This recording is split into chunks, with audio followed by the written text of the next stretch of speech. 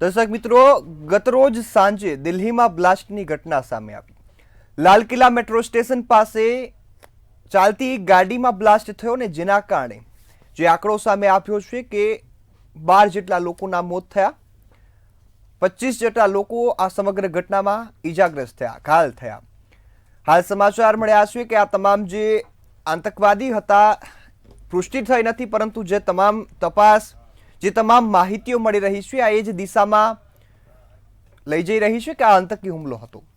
હવે વાત એ પણ છે કે હજુ આતંકી હુમલો દિલ્હીમાં થવો, ગુજરાતમાંથી આતંકવાદીઓની ધરપકડ થવી અને હરિયાણાના ફરીદાબાદમાંથી પણ આતંકવાદીઓ કે જેઓને એ પદાર્થ સાથે પકડી પાડવા કે જે મોટા પાયે વિસ્ફોટમાં ઉપયોગ લેવાતો હોય, આજે પણ ફરી કાર્યવાહી થઈ। 2900 કિલો જેટલું જે વિસ્ફોટક પદાર્થ છે તે ઝડપી પાડવામાં આવ્યું। આ પહેલા પણ 350 કિલો જેટલો વિસ્ફોટક પદાર્થ છે તે ફરીદાબાદમાંથી ઝડપી પાડવામાં આવ્યો અને હવે આ તમામ વચ્ચે એક મહત્વની વાત છે કે આ તમામ જે પકડાતા આરોપીઓ છે તે ડોક્ટરની ડિગ્રી ધરાવે છે। આ પહેલા એ મુદ્દા ઉઠતા હતા કે બેરોજગારી એ સાથે જ યોગ્ય શિક્ષણ ન મળવું જેના કારણે એક વ્યક્તિ આતંકવાદ તરફ વળે છે, પરંતુ અત્યારે તો વ્હાઇટ કોલર ટેરરિઝમ આવ્યું છે। આ તમામ ડોક્ટરની ડિગ્રી ધરાવે છે, સારી એવી કમાણી કરે છે, તેમ છતાં જે માનસિકતા છે એ ખૂબ ગંભીર છે, દેશને નુકસાન પહોંચાડવાની છે। દિલ્હીની વાત કરીએ તો દિલ્હીમાં પણ જે આરોપીઓ આ સમગ્ર જે બ્લાસ્ટની ઘટનાને અંજામ આપ્યો છે, ડોક્ટર મોહમ્મદ ઉમર નબી જે મૃત્યુ પામ્યો છે, આ સમગ્ર ઘટનામાં i20 કાર લઈને એ જ પસાર થયો હતો। એની સાથે ફરીદાબાદના પુલવાનાના પણ કનેક્શનો સામે આવ્યા, ત્યાંથી પણ જે સમગ્ર ઘટનાને અંજામ અપાતો હોય। આ વચ્ચે હવે એક નામ નવું ખુલ્યું મહિલાનું। એ મહિલા કાર્ય એ કરતી હતી કે મહિલાઓને પણ ટેરરિઝમમાં જોડવાનું કામ કરતી હતી, ટેરરિસ્ટ બનાવવાની, આતંકવાદીઓ પ્રવૃત્તિઓમાં જોડવાનું કામ આ મહિલાએ પણ કર્યું। પાકિસ્તાન સાથેના કનેક્શનોની હવે તપાસ થઈ રહી છે, કયા કયા પગલાં આગામી લેવામાં આવશે એ હવે જોવાનું રહ્યું। અત્યારે તો જે પ્રકારની સ્થિતિ જોવા મળી છે કે ગુજરાત દેશના અલગ અલગ રાજ્યોમાં મોટું કાવતરું હતું, પરંતુ હાલ જે ઘટના બની એક દિલ્હીથી અટકી ગઈ, ગુજરાતમાં આતંકવાદીઓ પકડાઈ ગયા, એ સાથે જ ફરીદાબાદમાં પણ આ તમામ વસ્તુઓ જપ્ત કરવામાં આવી। તો હવે દેશની અસુરક્ષા છે, દેશમાં આ મોટો ખતરો છે, આ તમામ મુદ્દાઓને લઈ આજે સીધો સંવાદમાં ચર્ચા કરીશું।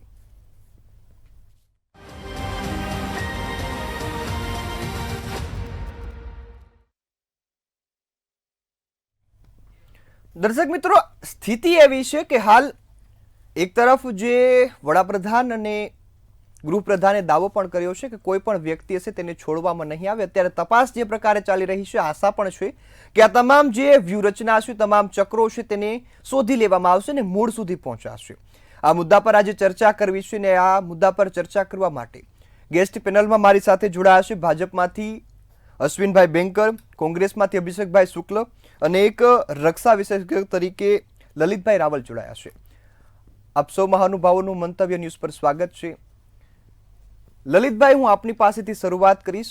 આપ આ ફિલ્ડમાં ખૂબ સારો અનુભવ ધરાવો છો, એ પરિસ્થિતિઓમાં પણ કામ પણ કરી ચૂક્યા છો। હાલ તો હજુ સત્તાવાર કોઈ એવી માહિતી નથી કે આતંકવાદી હુમલો, પરંતુ જે તમામ માહિતી મળી છે, હવે કનેક્શનો જે ધીરે ધીરે ખુલી રહ્યા છે, ગુજરાતમાં અમદાવાદની પણ રેકી કરવામાં આવી, એ 3 આતંકવાદીઓ પકડાયા, પરંતુ એ આપણે ગણી શકીએ કે કાવતરું રોકાયું। આ સમગ્ર આતંકવાદની ઘટના દિલ્હીમાં પણ જે અગાઉના બ્લાસ્ટના ઇતિહાસ છે કે છેલ્લો 2011માં થયો, દિલ્હી હાઈકોર્ટ બહાર જે બ્રીફકેસ બ્લાસ્ટ થયો હતો એ પછી હજી નથી થયો, તો આ સમગ્ર ઘટનાને કઈ રીતે જોઈ રહ્યા છો ને હવે આપને શું લાગે છે કે હવે આમાં શું વળાંક આવી શકે? સૌથી પહેલા તો આ દુર્ઘટનામાં જે મૃત્યુ પામ્યા છે એ તમામને હું શ્રદ્ધાસુમન આપું છું, અને જેને વાગ્યું છે અને જેને ઈજાઓ થઈ છે એમને ઝડપીમાં ઝડપી રિકવરી થાય અને એમના ઘેર હેમખેમ પાછા આવી જાય એવી શુભકામનાઓ આપું છું। હવે રહી વાત આ ત્રાસવાદી હુમલાની, ગમે તેવા મંદબુદ્ધિને પણ ખબર પડે, જેની ટીવી ઉપર જોતો હોય એને પણ ખબર પડી જાય કે આ 100% આતંકવાદી હુમલો જ છે, આમાં કોઈ શંકાને સ્થાન જ નથી। આ જે પ્રમાણે કરવામાં આવ્યું એ આખી એક સ્પષ્ટ દેખાઈ આવતી ઘટના આતંકવાદની છે।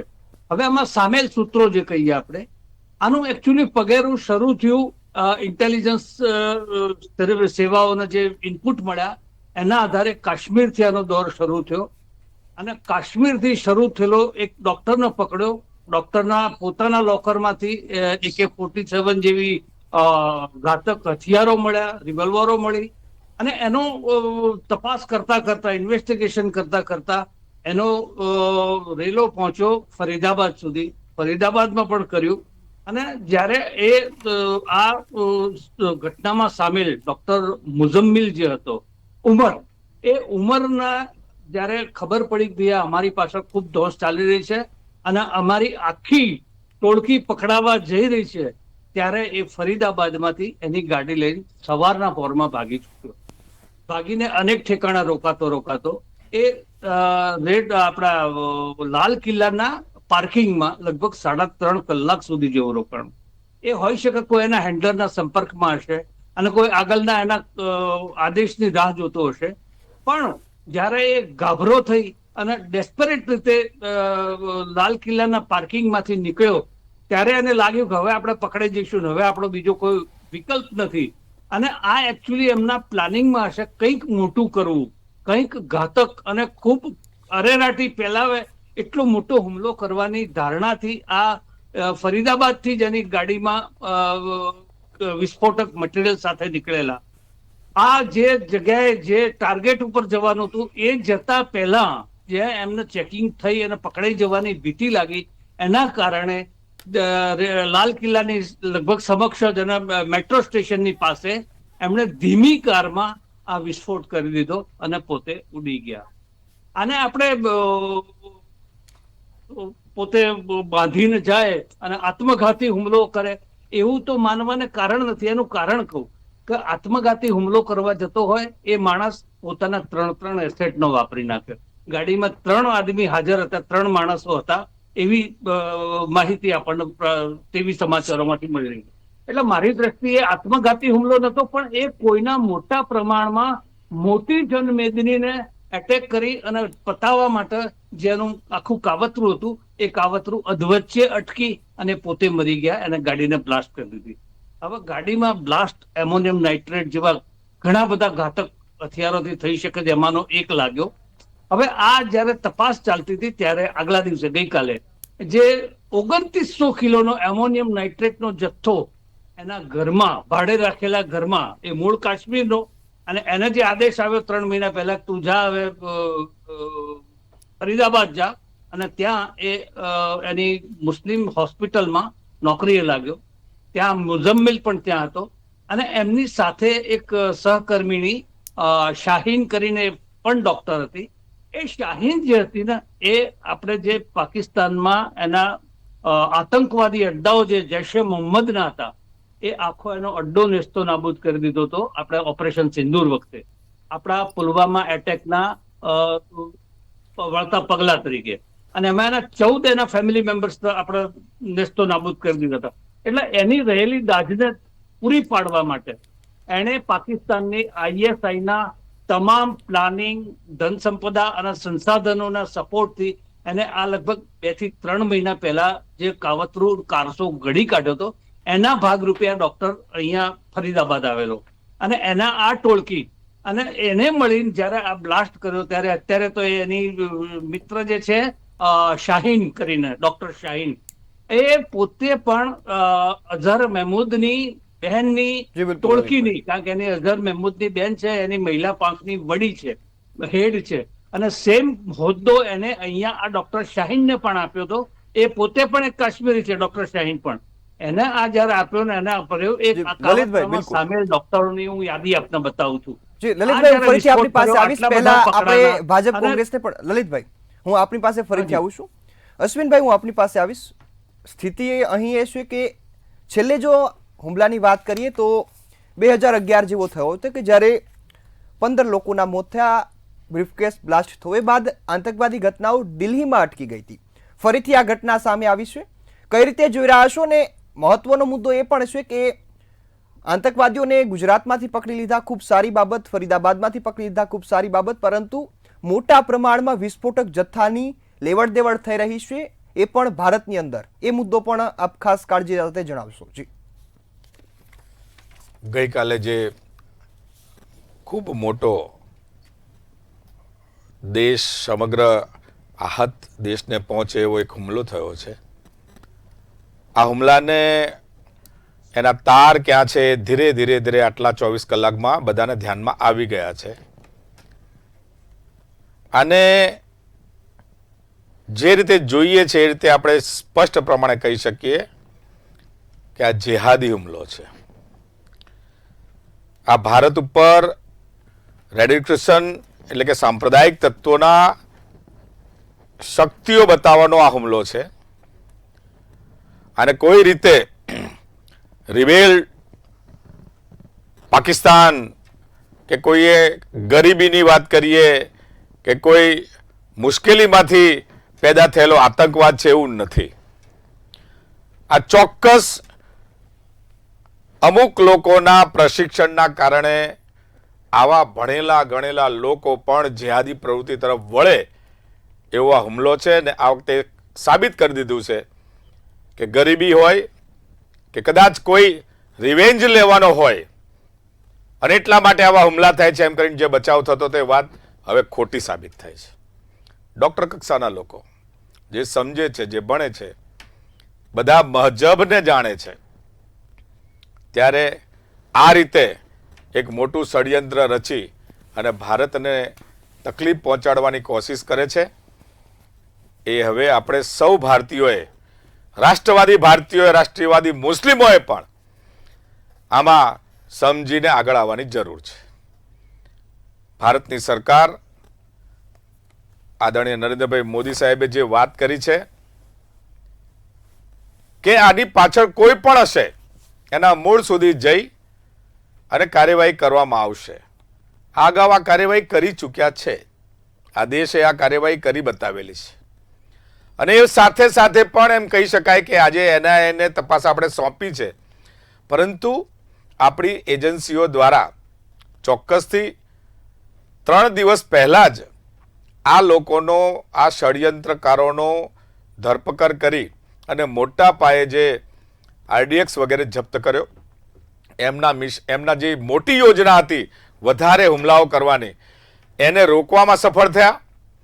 અને એ રીતે એમ કહેવાય કે બધી જ એજન્સીઓ કામ કરે છે, તેમ છતાંય ગાંગા થઈને ફિદાઈની હુમલો નહીં, આ કાયરાના કામ કરનાર આ લોકો એક હુમલો કરી શક્યા છે. એમાં જે મૃત્યુ થયો છે એ સૌ લોકો માટે આઘાતજનક છે.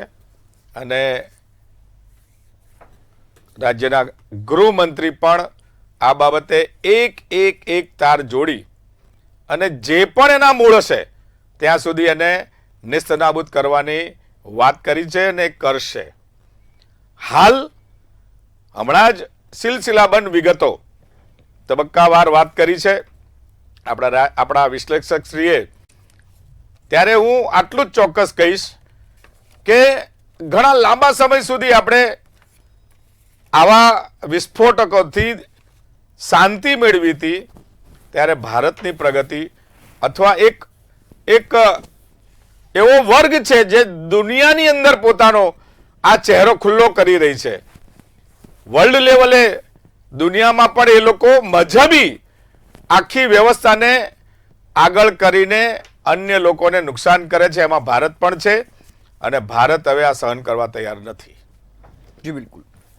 અભિષેકભાઈ, ખાસ હુમલાની ઘટના ખૂબ દુઃખદ છે, લોકોએ જીવ ગુમાવ્યો, ગંભીર ઘટના છે. સાથે વાત ગુજરાતની કરીએ, ગુજરાતમાં પણ આતંકવાદીઓ 3 પકડાઈ ચૂક્યા. સમગ્ર કાવતરું ખૂબ મોટું હોઈ શકે જે પ્રમાણે હાલ માહિતી મળી, પરંતુ મહત્વની વાત એ છે કે આ તમામ આરોપીઓ પાસે મોટા પ્રમાણમાં હથિયાર હતું, RDX, આ સાથે જ AK-47 રાઇફલ અને અનેક ઝેરી કેમિકલો. આપ એ મુદ્દાને કઈ રીતે જોઈ રહ્યા છો કે આ મોટા પ્રમાણમાં કેમિકલ આપણી સરહદની અંદર ઘુસાડવું, સાથે જ આટલો મોટો જથ્થો હાલ જો પકડાયો છે તેમાં 2900 કિલો જેટલો જ્વલનશીલ વિસ્ફોટક પદાર્થ છે. એ ખૂબ ગંભીર બાબત છે કે આ કઈ રીતે આવતો હશે. એ આપ શું જોઈ રહ્યા છો કે સિસ્ટમ ફેલિયર હોઈ શકે ખરા? ગઈકાલે બનેલ ઘટનામાં મૃતકોને હું ખૂબ જ હૃદયપૂર્વક શ્રદ્ધાંજલિ અર્પણ કરું છું અને જે ઘાયલ મિત્રો છે તેઓ પણ જલ્દીથી સ્વસ્થ થઈ જાય તેવી ઈશ્વરને પ્રાર્થના કરું છું. અને કોંગ્રેસ પક્ષ તરફથી હું પણ અને કોંગ્રેસ પક્ષ તરફથી સૌ કોઈ પ્રાર્થના કરીએ છીએ કે તેઓની જલ્દીથી રિકવરી થઈ જાય. વાત રહી કે ગઈકાલે જે ઘટના બની એમાં શરત ચૂક થવું, તો જો આપણે કહેતા હોઈએ કે ડબલ એન્જિનની સરકાર હોય અને ડબલ એન્જિનની સરકારમાં આપણા ગૃહમંત્રી ખૂબ જ હોશિયાર અને ચાણક્ય નીતિ વાપરીને જો દરેક જગ્યાએ રાજકીય તેમના ચોકઠા ગોઠવતા હોય, તો મારું એટલું ને એટલું જ માત્ર ને માત્ર કહેવું અને માનવું છે કે ગૃહમંત્રી આ જે ઘટના ગઈકાલે બની છે તેમાં સાવ તદ્દન નિષ્ફળ ગયા છે.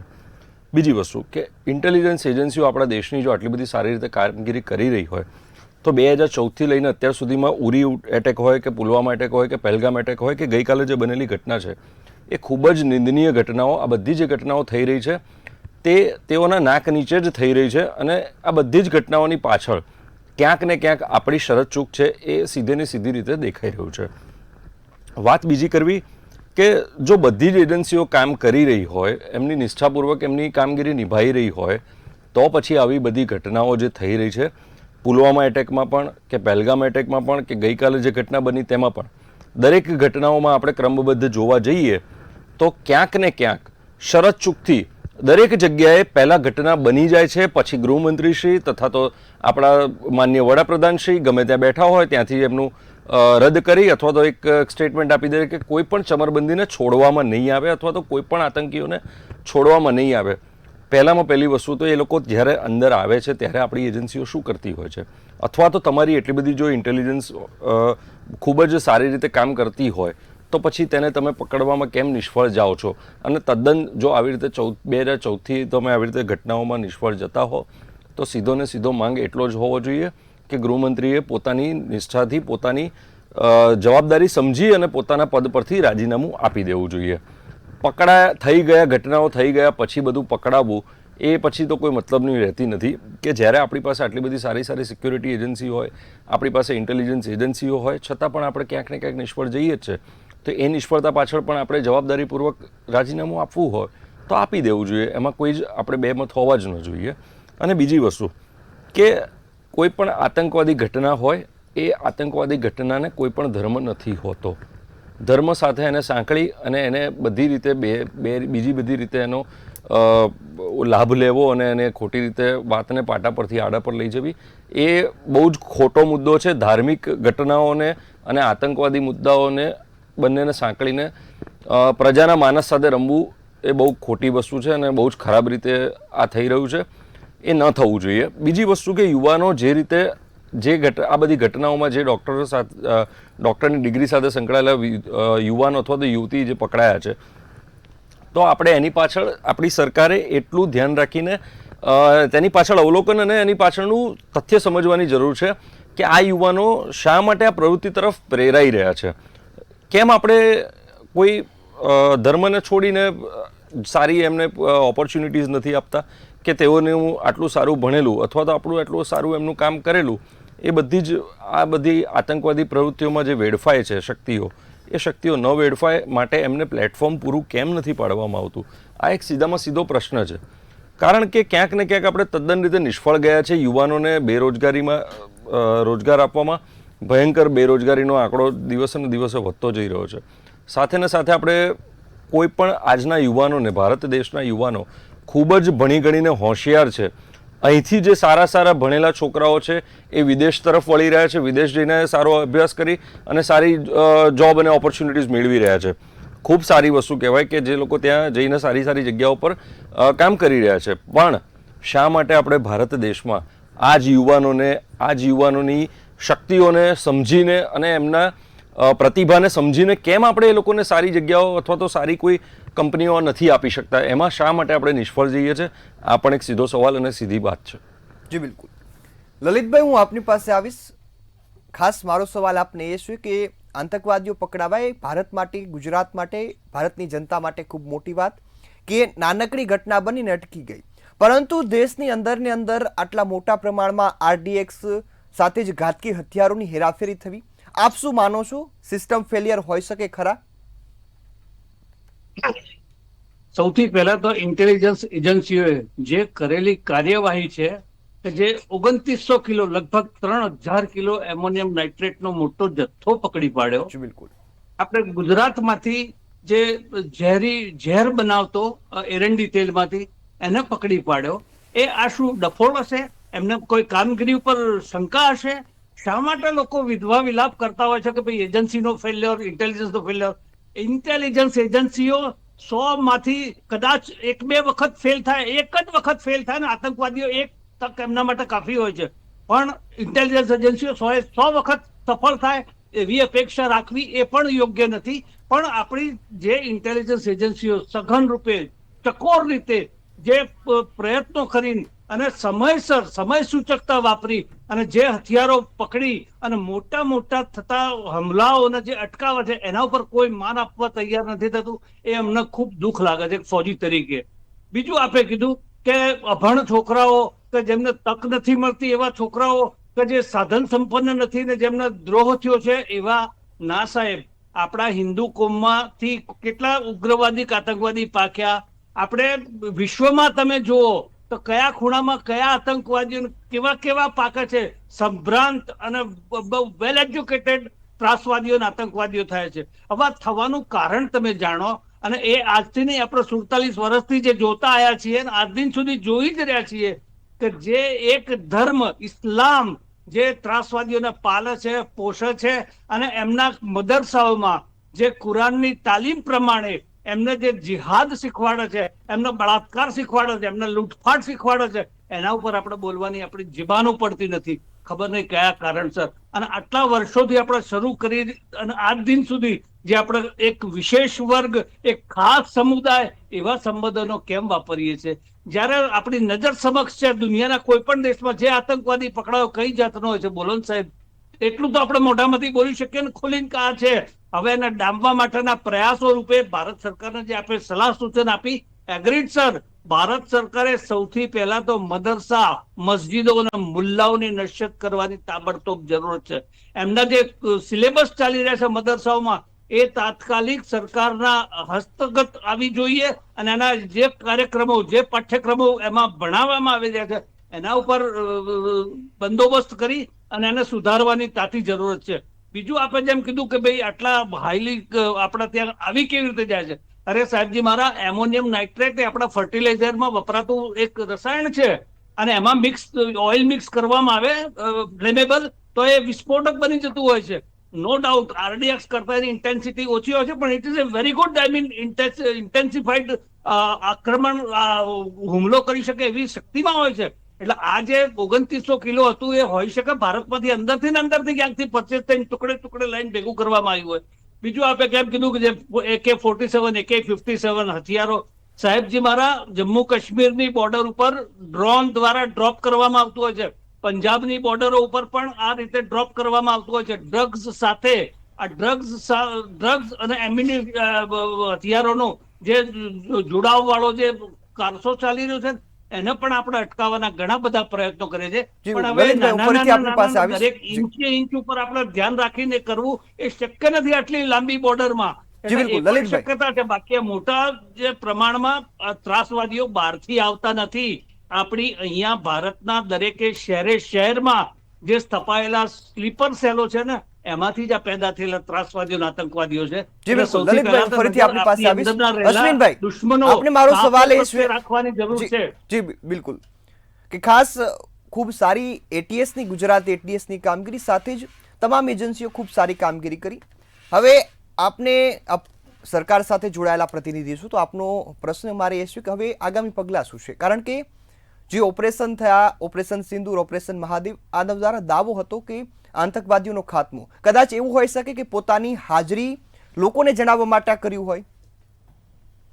જો એ વાત ચોક્કસ છે કે ભારત ખૂબ વિકાસ કરતો દેશ બની ગયો છે અને વર્લ્ડ લેવલે ભારતનું નામ બન્યું છે. ત્યારે ભારતને ડિસ્ટર્બ કરવા માટે આ પ્રકારની પ્રવૃત્તિ થઈ રહી છે. એમાં ઘણા બધા લોકો છે, પરંતુ મહત્વની બાબત આ વખતે જે ધ્યાનમાં આવે છે કે ફરી એકવાર કહીશ કે મજહબી ઉન્માદ આની પાછળ કામ કરી રહ્યો છે અને ક્યાંક ને ક્યાંક કોંગ્રેસ એ રીતે જોવે છે કે શરીર પર ફોડલી થઈ છે, તો આ ફોડલી કેમ છે? તો કે બેરોજગારીની છે. આ ફોડલી કેમ છે? તો કે તમારા નિવેદનોની છે. પણ એનું અંદર ડિસેક્શન કરીને એ રોગ શેના કારણે થયો છે એની તરફ કોંગ્રેસ બોલવા તૈયાર નથી. કોંગ્રેસને બોલવું નથી. રાજકીય રીતે અત્યારે આ વાતો કરવા કરતા દેશમાં જે મૂળ સમસ્યા છે એની તરફ આપણે જોવું પડે. ફેલ્યોર, કોઈ ગયું કોઈ ના આવ્યું. શું આતંકવાદી હુમલાઓ અથવા આ ટાઈપના બોમ્બ બ્લાસ્ટ ભાજપની સરકારમાં જ થતા હતા? કોંગ્રેસની સરકારમાં નહોતા થતા? કોણે રાજીનામા આપ્યા? નથી આપ્યા ને. અનેક હુમલા થતા હતા. આટલા લાંબા સમય પછી આ હુમલો થયો છે એની પણ દેશના વડાપ્રધાનને ચિંતા છે અને એમણે કહ્યું ને કે એના મૂળ સુધી પહોંચીશું. એટલે આગળ આપ જોઈ શક્યા છો કે મૂળને ખતમ કરી દીધું છે. ભારતના નેતૃત્વમાં એટલી શક્તિ છે કે એના મૂળને ખતમ કરીને ભારતને સુરક્ષિત કરશે. ભારતમાં સવાલ આટલો છે, મજહબી ઉન્માદ એ ભારત દેશ માટે યોગ્ય નથી. બિન સાંપ્રદાયિક દેશ છે. બિન સાંપ્રદાયિક દેશમાં સૌ રાષ્ટ્રવાદી તત્વોએ આગળ આવવું પડે. તમામ સમાજના લોકોએ આગળ આવવું પડે. જી બિલકુલ અશ્વિનભાઈ. અને એટલા માટે આવા જો ડોક્ટરેટ થયેલા છોકરાઓ, અને હમણાં જે વાત થઈ કે એક જ સમાજના એક જ કોમના હોય, ત્યારે એ કોમના લોકોએ પણ આગળ આવવું પડે. કોંગ્રેસે તો પહેલા આવવું પડે. જી બિલકુલ. અભિષેકભાઈ, મારો આપને સવાલ છે કે ખાસ તો હાલ તો આતંકવાદીઓને અટકાવી શક્યા, પરંતુ દેશમાં ઘણા ખૂણામાં આ ઘટનાઓ ચાલતી હોય અને ઓપરેશન સિંદૂર આ ખૂબ મહત્વનું જે ઓપરેશન હતું આતંકવાદીઓનું, સારું એવું કામગીરી કરી. આપને શું લાગે છે કે હવે ભારતમાં વ્હાઇટ કોલર ટેરરિઝમ એટલે કે સારી એવી ભણેલી ડિગ્રીવાળા ડોક્ટરો, સારી એવી ક્વોલિફિકેશનવાળા વ્યક્તિઓ ટેરરિઝમ તરફ વળી રહ્યા છે, આતંકવાદીઓ બની રહ્યા છે? કારણ શું હોઈ શકે? આપને શું લાગે છે? મેં આની પહેલાં પણ કહ્યું એ પ્રમાણે ફરીથી હું એ જ વસ્તુ કહીશ કે જ્યારે એજ્યુકેટેડ અને વ્હાઇટ કોલર ટેરરિઝમ તરફ જઈ રહ્યા યુવાનોની આપણે જો વાત કરતા હોઈએ તો એની પાછળ આપણે મૂળ જાણવું જરૂરી છે કે તેની પાછળ મૂળ શું રહેલું છે. માત્ર ધાર્મિક બાબતોને સાંકળી અને બાબતો પર એ એક જે દર વખતે કરતા આવ્યા છે એ જ ચર્ચાઓ હજી પણ આપણે જો કરતા રહેવી હોય તો આપણે એ જ ચર્ચાઓ કરતા રહીશું અને ભવિષ્યમાં પણ આ જ યુવાનોને અને આવનારા ભવિષ્યને પણ આપણે આનું આ જ પીરસતા રહીશું. માત્ર ને માત્ર એટલી જ વાત છે કે જો આપણે હવે સારા વિકસિત દેશમાંથી, વિકાસશીલ દેશમાંથી આપણે પ્રગતિશીલ દેશ થઈ રહ્યા હોઈએ, દુનિયામાં ડંકો બજાવવા જઈ રહ્યા હોઈએ, ત્યારે આપણા યુવાનો આ દિશામાં જાય છે. તે કોઈ પણ મજહબનો હોય, કોઈ પણ ધર્મનો હોય, તે ન જ હોવો જોઈએ અને આ દિશામાં ન જ જવો જોઈએ. માટે જ ચિંતાના કારણે હું પોતે પણ યુવાન છું અને આ જ કારણસર હું કહી રહ્યો છું કે યુવાનો શા માટે આ તરફ જઈ રહ્યા છે તે પણ એક આપણા આવનારા પ્રગતિમાં અવરોધ કરવા વાળો મોટામાં મોટો એક પ્રશ્ન છે, જેની ગંભીરતાથી નોંધ લઈ અને ચિંતા કરવી જોઈએ. અને બીજી વાત કે પહેલગામ એટેક વખતે પણ જ્યારે આતંકવાદીઓ આવી ગયા, ઇન્ટેલિજન્સ એજન્સીઓ ખૂબ જ સારી રીતે આપણું કામ કરી રહી છે, એમાં ક્યાંય બે વાત નથી. પરંતુ પ્રશ્ન એક જ છે કે જ્યારે ભારતમાં આવી ઘૂસી અને મહિલાઓને કહી દેતા હોય કે તમારા પતિઓને માર્યા છે, કહી દેજો તમારે જેને પણ કહેવું હોય, એને આ રીતે જો ચેલેન્જ ફેંકતા હોય અને પછી હુમલો થઈ ગયા પછી આપણે ખબર છે કે કયા આતંકવાદીનું આ ઘર છે અને એમના ઉપર આપણે એટેક કરીએ છીએ, તો શા માટે આપણે પહેલાં જ એ લોકોને રોકી નથી શકતા? શા માટે એમના ઘરો પર પહેલાં આપણે એટેક કરીને એમને રોકી નથી શકતા? આપણને ખબર છે કે આ એમનું ઘર છે, તો હુમલો થઈ ગયો, આપણા દેશમાં આવી ગયા, મહિલાઓના સિંદૂરને ઉજાડી નાખ્યું, ત્યાં સુધી શું કામ આપણે રાહ જોતા હતા કે આતંકવાદીનું ઘર છે તો એને અહીંયા રહેવા દો, થોડીક વાર આરામ કરવા દો, જ્યારે હુમલો કરશે પછી આપણે એક્શન લઈશું, સિંદૂર ઓપરેશન કરીશું? આ કઈ રીતના સમયમાં અને ભવિષ્યમાં આપણે જઈ રહ્યા છે એ ખૂબ જ એક ચિંતાનો વિષય અને ગંભીર બાબત છે. જી બિલકુલ. બીજી વસ્તુ મારે એટલી માત્ર કહેવી છે, માત્ર ને માત્ર મારે એટલું જ કહેવું છે કે કોઈ પણ પક્ષ હોય, કોઈ પણ ધર્મ હોય કે આતંકવાદની વાત હોય, ત્યારે આ બધું જ સાઈડમાં મૂકી અને આપણા દેશની પ્રજા માટે અને આપણા રાજ્યની પ્રજા માટે જે ગંભીર બાબતો હોય એની ઉપર ધ્યાન આપવું જરૂરી છે. જો દૂધની થેલી પણ લઈને જતા હોય ને તો પણ પોલીસને અને ઇન્ટેલિજન્સ એજન્સીને ખબર જ હોય છે કે આ દૂધની થેલી જઈ રહી છે કે દારૂની પોટલી જઈ રહી છે. પરંતુ આ બધું જ જે જઈ રહ્યું છે અને આવી રહ્યું છે અને થઈ રહ્યું છે ને એ પાછળ ક્યાંક ને ક્યાંક આપણી ચૂક છે, એ આપણે સ્વીકારવું જ રહ્યું. જી બિલકુલ. સમયની મર્યાદા છે એટલે કાર્યક્રમ સમાપ્ત કરવો પડશે. આપ સૌ અમારી સાથે જોડાયા અને મહત્વની ચર્ચા કરી એ બદલ આપનો ખૂબ ખૂબ આભાર. હાલ તો આ ઘટના અહીં અટકી ગઈ એવું કહેવામાં આવ્યું છે ને આશા છે કે હવે દેશમાં આવી કોઈ ઘટના આગામી સમયમાં નહીં બને. દેશવાસીઓના ભલા માટે આ ખૂબ સારું પગલું છે કે આતંકવાદીઓને ઘટના બને તે પહેલાં જ પકડી લેવામાં આવે અને તમામ એજન્સીઓ આ કામગીરી પણ ખૂબ સારી રીતે કરી છે. હવે આશા છે કે દેશના ભવિષ્યમાં આવી ઘટના ન બને, દેશ વધુને વધુ આતંકવાદીઓથી સુરક્ષિત બનશે. આશા સાથે અહીં કાર્યક્રમને સમાપ્ત કરીએ છીએ. ફરી મળીશું નવા વિષય સાથે. ત્યાં સુધી મને રજા આપશો. નમસ્કાર.